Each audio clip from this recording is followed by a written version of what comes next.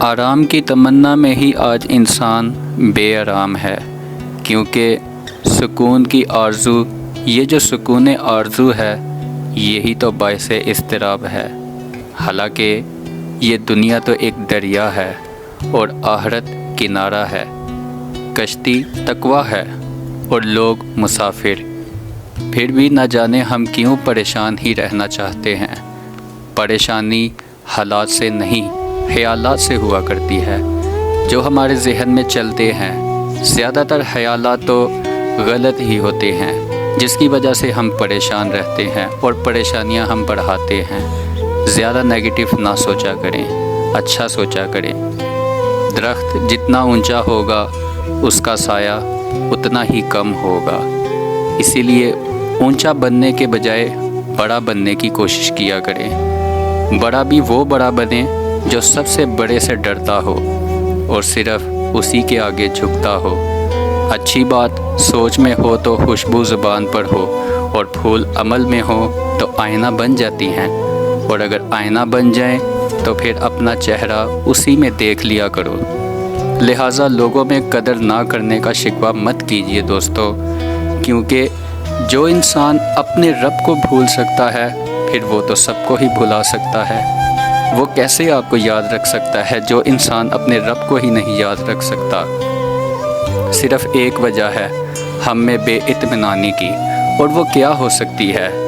وہ یہی تو ہے کہ ایک دن سونے نے لوہے سے کہا کہ ہم دونوں ہی لوہے کی ہتھوڑی سے پیٹے جاتے ہیں، پر تم اتنا چلاتے کیوں ہو؟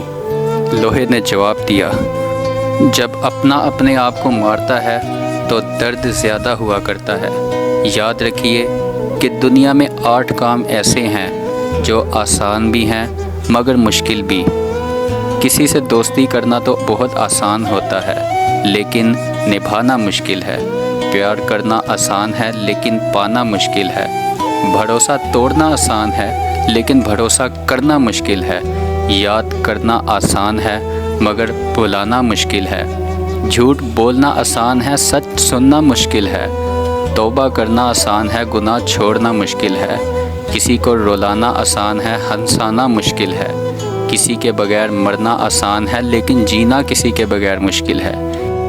کیونکہ دوستوں محبت ان سے نہیں کی جاتی جو خوبصورت ہوا کرتے ہیں، خوبصورت تو وہ ہو جاتے ہیں جن سے محبت کی جاتی ہے۔